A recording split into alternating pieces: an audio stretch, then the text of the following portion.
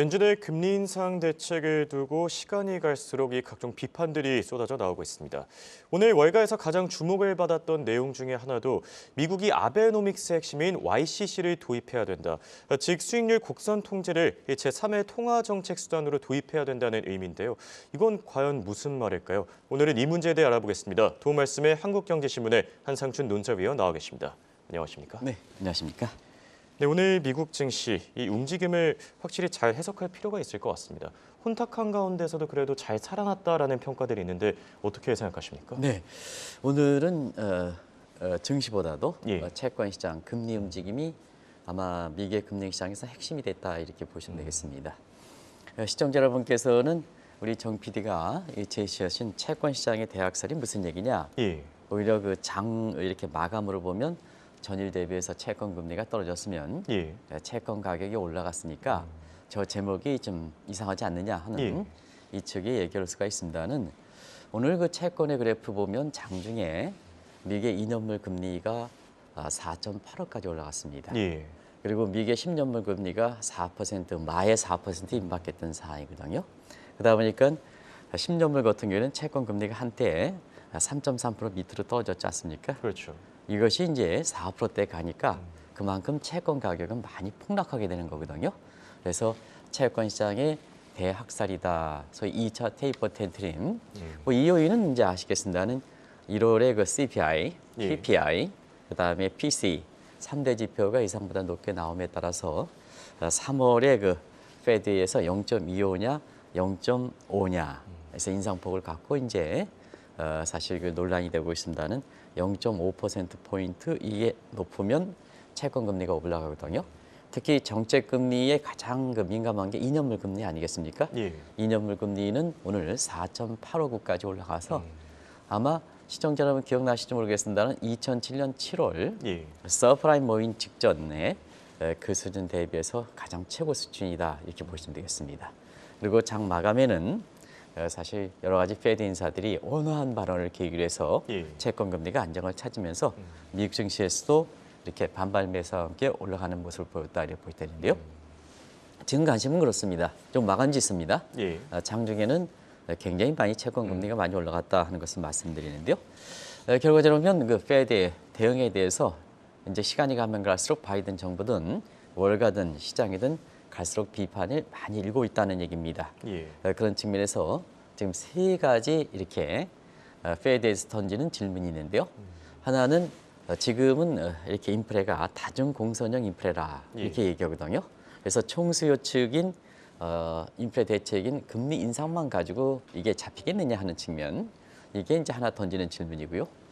두 번째는 파월과 연준의 실수가 미 국민들한테 책임을 전가하는 식의 더 이상 보지 못하겠다는 게 두 번째 질문입니다. 예. 그리고 지금 연방부채 한도가 이렇게 지금 상향 조정이 안 되는 상태에서 이 채권 금리를 통제하지 못하면 미국도 결국 디폴트가 되지 않습니까? 그렇죠. 그 디폴트 되면 페드라든가 파월 의장은 인플레만 잡겠다고 해서 금리만 높일 것이냐 하는 측면에서 책임을 어떻게 할 것이냐 하는 측면에 세 가지 이렇게 질문이 던진다. 그러다 보니까 오늘 그 제퍼슨 부분도 예. 인플레 타겟팅에 대해서 굉장히 부정적 시각을 했습니다는 그것이 페드 압력을 다가오니까 인플레 상향 조정을 하는 압력이 오니까 거기에 대해서 반발적인 심리거든요. 예. 그런 과정에서 인플레 타겟팅 문제를 다시 한번 그 말씀드리겠습니다. 오늘 새롭게는 뱅크 오브 아메리카라든가 BOA라든가 이런 데서 자 국제 금리를 더 이상 올라가지 않도록 통제해야 된다. 예. 그래서 YCC 이거에 대해서 제3의 통화정책 방안으로 이렇게 건의하는 모습은 월가에서 이렇게 보면은 굉장히 주목을 끌었고 결국 국채금리가 더 이상 올라가지 못하도록 통제한다면 미 증시 입장에서는 그만큼 호재가 되는 거 아니겠습니까? 예, 그렇죠. 그래서 반발 매수와 함께 사실 전일의 급락세에서 지금 상승을 보인 거다 이렇게 볼 때 있습니다. 네. 또 여기 오늘 월가에서는 YCC 도입 이상으로 이 고스트 로보틱스가 화제가 됐다고 하는데 이 부분도 같이 짚어주시죠. 네, 오늘 그 서상현 본부장께서 테슬라가 작년에 그 70% 붕괴되는 과정에서 서학개미한테 다시 한번 그 죄송한 말씀드립니다는 줄기차게 안 된다. 근데 올해는 좀 좋은 측면 보겠다. $110에서 지금 $200 근접을 하는데 오늘 테슬라가 많이 올랐죠. 예. 관련해서 테슬라의 앞나는 모바일과 관련된 기술이 어떻게 될 것이냐, 소위 자율주행차 관련된 부분이 어떻게 될 것이냐 하는 측면인데요. 지금 미국에서 이렇게 보면은 앞으로 미국의 기술을 사실 두 업체가 끌고 갈 수 있는 소지가 있다 하는 측면에서 시청자 여러분도 잘 아시고 국내에서 이와 관련돼서 사실 그 투자금을 유치하는 이런 거에서 어제 세아철강이 굉장히 많이 올랐죠. 예. 그래서 스페이스X 우리나라의 제조업체로서 세아철강이 이렇게 공식적으로 확인되니까 세아철강이 어제 세아그룹이 전반적으로 올랐거든요. 이것보다도 사실 군사라든가 이런 측면에서는 고스트 로보틱스가 굉장히 화제가 되고 있습니다. 예. 두 개랑 그 비교하고 있는데요.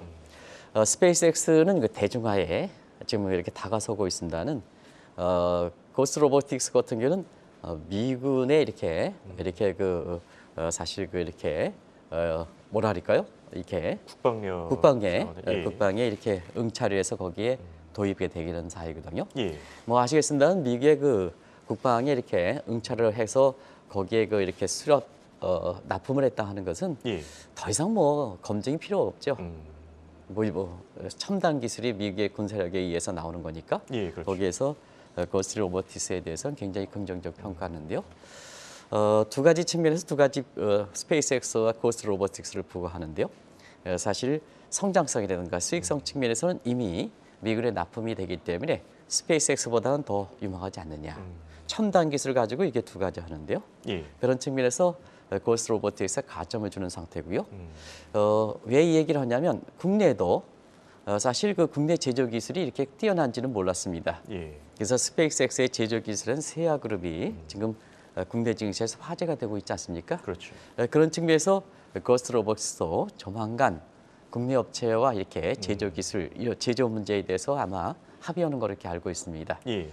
그 업체에 대해서는 제가 국내 업체는 어떤 건가 하는 것은 말씀을 좀 비밀 사항이기 때문에 말씀을 드리지 않도록 하겠습니다. 예. 그래서 그 업체가 이렇게 화제가 되면 고스트 로보틱스가 어떻게 해서 월가뿐만 아니라 미국의 첨단 기술을 이끌어갈 양대 이렇게 회사로 주목되는지, 그리고 앞으로 세계에서 오면 지금 삼성전자도 로봇이란가 도입하는 과정에서 국내에서도 이 로봇의 붐이 있지 않습니까? 예. 그 세계 최고의 이렇게 로봇 회사가 될 것이다 하는 이미 이제 회사가 됐고요. 그렇죠. 앞으로도 지속 가능하게 이렇게 될 것을 이렇게 봐서 그때 국내 업체에 협의가 되면 그때 다시 한번 좀 말씀드리도록 하겠습니다. 예, 알겠습니다. 자, 그럼 본격적인 주제로 넘어가기 전에 국내 시장부터 한번 체크해 보겠습니다. 지금 올해 두 번째 회의에서 금리를 동결한 이후에 국내 금융시장에서 우려하는 부분들이 발생하고 있다라고 하는데 어떤 상황입니까? 네, 지난주 목요일 날 우리가 금리를 동결했죠. 예. 그래서 시장이 거래일 기준으로 오면 금요일 어제 섰죠. 이틀간의 모습인데요. 뭐든지 우려되는 부분은 초기에 이렇게 잡아야 되거든요. 예. 그런 측면에서 우려했던 사항이 외국 자본이 이탈되고 사실 원달러 환율이 올라가면서 국내 주가가 떨어지는 이런 그 악순환 거리가 형성돼서 정책당 입장에서도 금리 동결해 놓고 가만 앉아 있으면 안 된다 하는 것을 말씀드리겠습니다. 예. 그런 측면에서 일단 외국인 자본이 지난주 그 목요일 날 금리 동결 이틀 만인데 벌써 6천억 달러가 이탈됐죠. 그렇죠. 이 과정에서 이탈되니까 달러 수요가 증대되면서 원달러 환율이 이 시간에서 또 한번 점검해 드렸습니다는 1,320원대 연중 최고치로 올라갔죠. 그러다 보니까 이제 결국 국내 삼성전자라든가 이런 쪽에 대형주가 외국인이 팔면서 코스피 지수가 한 80포인트 급락하는 모습을 보였다고 됐습니다. 예. 자, 우리가 이제 다음 금통위가 4월 달인데요. 예. 그 사이에 이제 3월 21일 날 페드가 지금 이렇게 회의가 있지 않습니까? 지금 상태에서 0.25든 그다음에 0.5%는 올릴 때에는 지금 미국과 한국과의 금리 역전이 1.25%인데 0.25까지 이렇게 된 0.25를 올린다면 1.5%포인트 격차가 나는 거고 예. 그다음에 0.5%포인트 오면 1.75까지 격차 나지 않습니까? 그렇죠. 그런 과정에서 지금 것처럼 이 악순환 거리, 외국 자본 이탈에 따른 악순환 거리가 더 심화되지 않겠느냐. 그래서 벌써부터 비관론자들이 다시 증시 붕괴론, 제2의 외환위기론 이런 쪽에 이제 얘기 나오고 있는데요. 그리고 지난 목요일에 금리 동결 조치가 이런 악순환 거리가 나오니까 벌써부터 사실 시간 있으면 이거 한번 짚어드리겠습니다. 사실 그 실수한 것이 아니냐 한쪽에 시가 나오거든요. 그런 측면에서 하는 입장에서는 저 세 가지 고리의 가장 중심이 원달러 환율이거든요. 원달러 환율을 좀 안정시키는 금리 동결과 함께 안정시키는 조치가 나와야 된다. 그럼 어떻게 할 것이냐 하는 측면은 우리가 3.1절, 그러니까 예. 그거 목요일 날 한번 일주일이 되는 시점에 금리 동결 조치를 평가해 보면서 한번 어떻게 원달러 환율을 안정시킬 것인가 하는 것을 말씀드려 보겠습니다. 예, 알겠습니다. 자, 그럼 이제 페드로 넘어가 보겠습니다. 지금 페드도 일본처럼 YCC를 도입해야 된다 이런 이야기가 있는데 새로운 대안이 나온다는 거는 그만큼 상황이 답답하기 때문 아닌가라는 네. 생각도 듭니다. 사실 홍 앵커가 방송 직전에 페드도 파월 의장도 답답합니다. 답답할 겁니다. 저한테 이제 말씀드렸는데요. 그것이 지금 페드라든가 페드 인사들 그리고 파월 의장의 심정이 나온 것이 아닌가 생각합니다. 그러면 그것을 지켜보는 시장 입장이라든가 프레어 입장에서는 더 답답하죠. 예, 그러다 보니까 저 답답한 변화 기생이 없는 페드라든가 그다음에 페드 인사들 파월 의장의 여러 가지 정책 건의가 들어간다 이렇게 볼 때 있습니다. 예, 그런 과정에서 깜짝 놀라실 일은 일본의 아베노믹스의 핵심이 YCC다. 이것은 잘 아실 겁니다. 예, 그래서 뭐 아시겠지만 오늘 새롭게 미국에서 나왔으니까 YCC가 뭐냐 하는 측면에서 Yield Curve Control에서 수익률의 곡선의 통제 방식이다 이렇게 볼 때 있습니다. 이건 뭐냐면 이 국채 수익률을 밴드 폭으로 설정해서 예. 만약에 이제 국채 금리를 상단을 뚫었다. 상당히 불안하죠. 증시 입장에서는 주가가 떨어지겠죠. 예, 이럴 때는 자동적으로 국채를 매입을 한다는 얘기입니다. 국채를 매입하면 국채 가격은 올라가고 반비례 관계에 있는 금리는 자 이렇게 떨어지겠죠. 예. 그래서 그 상단 밑으로 수렴시키는 겁니다. 반대로 그 수익률 곡선의 하단을 뚫렸다. 예. 그러면 그때는 정부가 갖고 있는 페드가 갖고 있는 것을 국채를 매도하면 채권 가격이 떨어지고 반비례 관계 있는 금리가 올라가서 밴드 폭에 수렴된다는 얘기입니다. 예, 이건 경제학 공부하시는 분 입장에서는 마이터리스트 이런 그 밀턴 프리드만이 주장했던 이런 거에 마이터리 룰과 비슷하다 이렇게 보겠습니다. 마이터리 룰은 사실 인플레 타겟팅 2%면 인플레율이 3% 간다. 그러면 자동스럽게 금리를 올린다는 얘기입니다. 페드에 거치지 않는다는 얘기입니다. 예. 페드에 당신들이 판단을 잘못할 수가 있다는 얘기입니다. 지금 것처럼 마찬가지죠. 그렇죠. 그런 측면에서 지금 미국도 YCC를 도입해야 된다 하는 이런 입장을 보이고 있다 이렇게 볼 때 있습니다. 사실 YCC 문제는 이 자체가 일본에서도 정책 변화가 될 것이냐 하는 측면에서 작년 12월에 BOJ 회의에서 밴드폭을 확산시켰죠. 예. 자, 10년 동안 유지했던 밴드폭 0.25% 플러스 마이너스 0.25%를 사실 0.5%포인트로 확대돼서 이것이 4월 8일 날 불었다가 퇴진해서 위에다가 들어올 때는 이것을 뭐냐. 일본이 아베노믹스를 포기하는 것이 아니냐 하는 이런 쪽의 시각이 있습니다는 지금 위에다가 어제 여러 가지 방송 인터뷰를 통해서 보면 우리가 진단한 것과 마찬가지로 자 위로도 밑으로도 일본 경기는 N조든 N고든 갈 수가 없다 하는 측면을 말씀드렸는데요. 예. 근본적으로 변화가 없을 것이다. 그런 것을 다시 한번 위에다 자기 총재가 말씀하셨거든요. 예. 오늘 정영 PD께서 N달러 환율을 보여주시겠습니다는 일부에서는 엔화를 사라 하는데 이 방송에서는 엔화 사지 마십시오. 변화가 없습니다. 한때 N달러 환율이 129엔까지 해서 엔화가 강세됐습니다는 예. 오늘 깜짝 놀라지 마시기 바랍니다. 136엔까지 갔습니다. 예. 은행의 PB들이 일본의 아베노믹스가 포기돼서 N고가 되니까 엔화를 사라 하는 입장에서는 얼만큼 저게 잘못된 진단이었었는지 129엔 가던 것이 136엔까지 깜짝 놀라지 마시기 바랍니다. 예. 엔저가 저렇게 되거든요. 그래서 미국도 이 문제가 본격적으로 얘기된다 이렇게 됐습니다. 자, 그렇다면 미국에서도 이 YCC를 도입해야 된다. 그 이유가 궁금한데 바이든 정부 입장에서도 상당히 매력적인 수단 아니겠습니까? 네, 사실 매력적인 수단이죠. 예. 페드가 지금 작년 3월서부터 금리를 갤러핑으로 올려왔었는데 말이 뛰는 식으로 올렸는데요. 예. 금리가 올릴수록 미 국민들은 부담스러운 거 아니겠습니까? 그렇죠. 국가 입장에서 국가 채무의 이자가 든 게 부담스럽지 않습니까? 그 부담스러우면 인플레 안정은 빨리 되죠.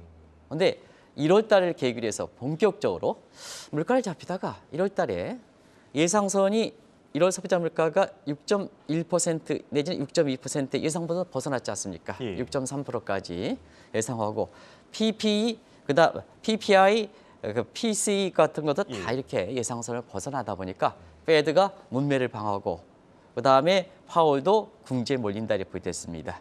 그러다 보니까 홍행거 입장에서는 당하는 페드라든가 파월 의장에선 답답할 수밖에 없다 이렇게 보시면 되겠습니다. 예. 그런 과정에서 지금 제3의 대안들이 속속 뱅크 오브 아메리카라든가 그다음에 바이든 정부 입장에서 인플레 타겟팅선을 올려야 된다 하는 이런 쪽에 제3의 대안들이 들어오는 거다 이렇게 보겠습니다. 예. 바이든 정부 입장에서는 굉장히 답답하죠. 지금 연방부채 상한이 딱 공화당이 틀어 막고 있는 상태에서 지금 연방부채가 얼마냐? 31조 달러입니다.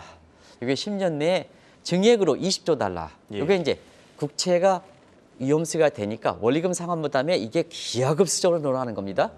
그래서 31조 달러를 통제하지 못하면 예. 앞으로 10년 이내에 20조 달러가 증가할 것이다. 51조입니다. 어. 그럼 이제 이 증가 속도를 하면 매일 놀라지 마시기 바랍니다. 52억 달러 매일입니다.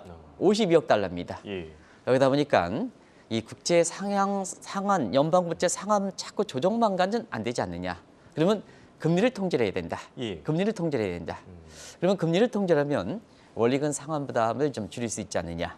그러다 보니까 미국판 아베노믹스 국채금리를 통제하는 상단을 통제하는 YCC 이걸 도입해야 된다 하는 것이 그것도 민간 사이드에서 예. 뱅크 오브 아메리카에서 제안해서 지금 바이든 정부가 굉장히 매력적인 스타일로 지금 상태에서 굉장히 국채 문제에 대해서 민간에서 얘기하는 것은 사실 정부 입장에서는 그 자체가 부담이지 않습니까? 그렇죠. 근데 바이든 정부는 굉장히 환영하는 분위기다.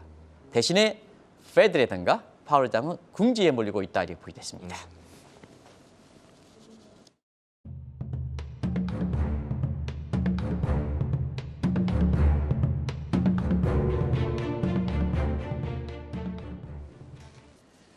자, 지금 YCC 도입 논의와 함께 또 다른 화제가 되고 있는 게 인플레이션 타겟팅 선을 상향 조정해야 된다. 이 문제 아니겠습니까? 네. 사실 그 YCC 오죽했으면 YCC까지 도입하냐는 얘기입니다. 예. 그러면 이제 지금 현실적으로 그동안 검토했던 게 인플레 타겟팅 상향 조정 아니겠습니까? 그러다 보니까 1월 그 인플레 통계를 지표를 계기 위해서 바이든 정부가 페드에 대해서 금리 인상 중단의 전쟁을 선언한다. 그럼 인플레 타겟팅을 좀 높여줘야죠. 예. 그래서 지금 설정하고 있는 2%를 좀 3% 내지는 4% 조정하는 문제. 그동안 많이 검토해왔습니다. 예. 그죠? 전미경제학회라든가 잭슨홀 미팅이라든가 이런 게 전부 그 검토한 상황이거든요. 인플레 타겟팅은 길게 보면 2008년에 설정한 겁니다. 지금 경제 상황이 얼마나 변했습니까? 그렇죠. 그리고 2003년서부터는 본격적으로 인플레 타겟팅을 2%에서 3% 내지는 4%로 상향 조정. 그것이 2013년서부터 검토했던 사항입니다. 예. 최근에 많이 논의돼서 최근에 인플레 타겟팅에 대해서 상향 조정하자 하는 얘기가 최근 얘기 아닙니다. 2014년서부터도 이게 문제가 있다는 얘기입니다. 예.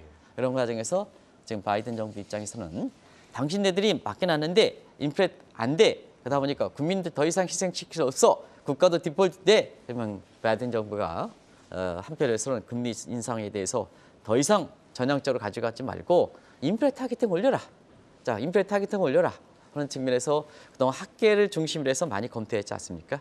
전미경제학회라든가 또 클구만 교수 같은 경우는 노골적으로 2에서 4%로 올려야 된다 하는 이런 측면인데요. 앞으로는 우리도 그렇고 미국도 그렇고 이제 2%로 해서 엄격하게 인플레가 관련의 시대가 지났지 않느냐 하는 생각이 듭니다. 그래서 그것이 3%든 4%든 의미는 이제는 인플레를 용인하는 시대가 되는 거다 하는 것을 말씀드리겠습니다. 예. 그러면 인플레 용인하면 가장 중앙은행의 설립 목적이 뭡니까? 물가를 안정시켜야 되지 않습니까? 그러다 보니까 오늘 제퍼슨에게 뭐가 그랬습니까? 안 된다 하는 입장이지 않습니까? 이 문제는 앞으로 어쩔 수 없이 중앙은행도 환경이 변하면 수용해야 된다는 측면에서 인플레 타겟팅 상향 조정 문제는 올해 아마 경우에 따라서는 도입하는 국가들, 도입하는 중앙은행들이 속속 나타날 거다 하는 것을 말씀드리겠습니다. 하지만 이렇게 YCC, 인플레이션 타겟팅선, 제3의 통화정책 수단들은 한마디로 지금 수단으로는 좀 한계가 있다. 이걸 방증하는 거 아닙니까? 네, 사실 그만큼 환경이 변했기 때문에 그렇죠. 예. 그런 측면에서 인플레 타겟팅에 지금 2%를 설정했을 때 지금 상태에서 그때와 지금의 경제 상황을 한번 비교해 보겠습니다. 그런 측면에서 단적으로 보여주는 게 작년 그 3월서부터 지금 금리를 인상한 지 지금 1년이 거의 다 되고 있습니다는. 예. 이제 오늘이 2월 말이니까 이제 3월 달이니까 1년이 됐네요. 예, 그렇네요. 사실 통화정책의 시차에서 볼 때는 미국 같은 경우는 9개월 정도, 시임스 그런 끝에서 9월이 되니까 이미 인플레는 잡혀야 되거든요. 예. 근데 이제 한계가 노출되는 거 아니겠습니까? 그런 측면에서 왜 그럴까 하는 측면은 사실 금리를 올리는 분야는 케인지언 총수요적인 관리 대책이다. 근데 지금은 공급책이다 하지 않습니까? 예. 공급과 수요가 미국도 이제 사실 노랜딩이니까 공급과 수요가 겹쳐 있는 이것이 비시어스 사이클, 악순환 고리가 형성되는 상태에서 지금 인플레 문제이기 때문에 단순히 수요 측 대책 가지고는 한계가 있다는 것을 말씀을 드리겠습니다. 또 한 가지는 그동안 한 20년 이상 동안 저물가, 저금리 체제가 됐던 것이 소위 1990년대 인터넷을 비롯한 빅테크의 수학체증 법칙. 공급하면 공급할수록 성장이 증가되고 공급 능력에 대해 물가가 떨어졌죠. 예. 이게 이제 저물가, 저금리 체제였었는데요. 지금은 사실 아마존과 같은 이런 것이 더 이상 독점력이 됐기 때문에 오히려 코스트가 상승하면 공급 측이 있는데 이것을 소비에 전가시킨다는 얘기입니다. 이게 이제 역 아마존 효과죠. 이런 쪽으로 똑같은 형상도 변했기 때문에 인플레 타겟팅이 2008년, 2009년에 설정한 가지고는 안 되지 않느냐. 이런 측면에서 지금 말씀대로 답답증도 느끼고 이걸 답답증을 풀지 못하니까 제3장 즉 바이든 정부의 인플레 타겟팅 올려 그다음에 뱅크 오브 메리카에서는 일본판 아베노믹스를 도입해 이런 쪽으로 간다. 그래야지 국민이 살 수 있지 않느냐. 국민이 살 수 있지 않느냐. 당신네들이 잘못하는 거 가지고 우리가 이렇게 피해만 미치면 안 된다.